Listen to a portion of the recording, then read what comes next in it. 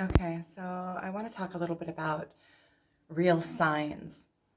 Um, I just went on a walk with my son in Nakhamud. It was really fun. I put some pictures on Facebook if you want to see. And so we were on a hike, and I was explaining to him, like we were talking about the amazement of nature, and I was like, and this praying mantis walked by, and he said, "Oh, be careful, don't step on it." And I told him, that's a sign. There's a sign in that for you. You can look up online what a praying mantis means. They think that I'm like pie in the sky. And so my son said, "Oh, stop saying that." Like he gets really frustrated when I say things like that because he thinks that it's loopy.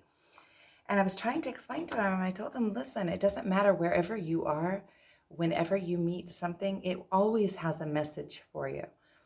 And I was trying to explain to him that when you learn how to read nature, when you learn how to look for the signs are always there. And it doesn't matter what the sign is, it will always lead you to the next place that you need to be in your spiritual awakening. Because all of the patterns of the universe are the same, when you find a pattern, anything that you touch in the universe is going to open up for you the next step on your path. So no matter where you are, whatever a bird flies by, the meaning that you are going to get from it if you're paying attention and if you are trying to rise on your spiritual awakening, you will always find a meaning for it, and it will always be the meaning of what you need for the very next step in your spiritual awakening. That's why when you find videos that speak truth, let's say, every time you come back to it, it touches you in a different way and it touches you in a different place because you have ascended to a new place. So wherever you are, everything that you touch in nature is going to be a key for your next step, no matter what it is. So it doesn't matter if it was a praying mantis or it was a bird that flew over or it was um, a rock or an ant, whatever it would have been, wherever he is at on his own spiritual awakening, that will be the next message for him. It works out like that every time. And so the messages are individual, but they are always all around you at all times. It is the meaning that you get from the message. It's the meaning that what it means for you, where you are located, wherever you are on your spiritual path. And that's how you read signs in nature. You can always, wherever you look, there's always signs if you really start paying attention. You get into the now, and that's why going for a walk is so much fun because you get out into nature, you're moving through nature and you get into the now. And when you're in the now, you can really pay attention to the little things. Like I picked up this stone. It was a little stone. Could have walked over it 1,000 times. Probably thousands and thousands of people have walked over it and never paid attention to it. But when I picked it up, it was a beautiful little stone. It had it was a white with these little lines through it, and it had these little lines of sparkly crystal rock. And it was just beautiful, but it was so small that you really have to get close and you have to be paying attention to see the beauty of it. And that's how everything is. That's how signs are. Sometimes you get to a place where you're so asleep in something that the sign comes and smacks you in the face by way of consequence, even. Not just like, hey, look here. More like you're paying a consequence because you've been out of line, and then that gives you the opportunity to straighten back up. Sometimes you have to get one of those big messages that come through way of paying prices or consequences or not receiving. You could just call it not receiving what you want. You manifesting something in your life that you don't want, or where it comes in and tells you to pay, you have to start paying attention. You don't have a choice, and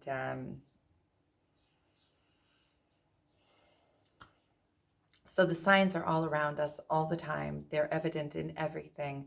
The signs are within the beholder. It's wherever you are, the signs for your next step, because you can't everything on the spiritual awakening is based on what came before.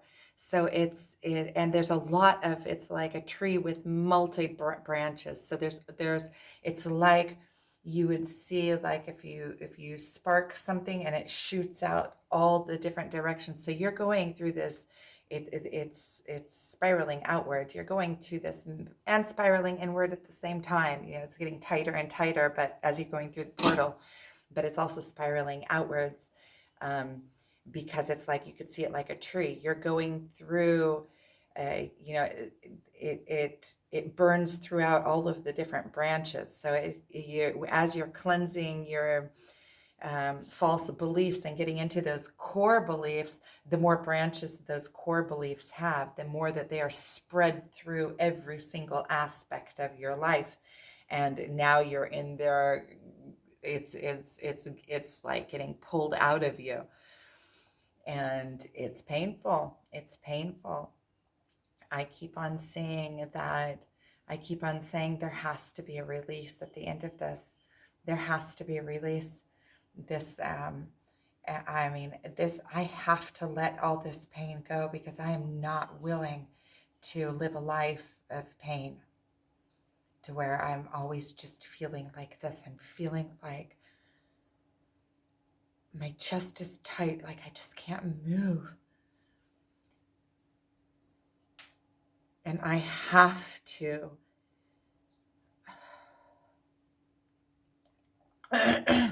come to terms with this. It's like my mind keeps trying to play games on me and make it not true. And I just have to come to terms with this. And the whole thing is just so surreal. It's just like crazy surreal. This whole spiritual awakening, twin flame journey, I can't even call it that anymore after these last realizations. Like it's just so strange. It's mind-boggling. It's out of this world. It's completely out of this world. It is like you're being thrown into this, like, you can't even say 3D world, because this is the 3D world. It's like you're thrown into this world that has so many more dimensions to it, and you're thrown into these other dimensions. It's like, okay. So I'm still going through myself, and I'm going in between, just allowing myself to go through it. I'm so like confused, because there's so many different ways of looking at this. There's a way that you could look at this and say, well, okay, good, you're going through your pain, you're going to burn out the other side. And then there's a way of looking at it and saying, you need to pull yourself just out of the pain. The whole point of life is just being out of the pain. Why do you need the pain? Why do you need the pain? It's all in your mind. And then I start thinking, well, why did I get stuck so hard on him? Like, why can't I just snap out of it?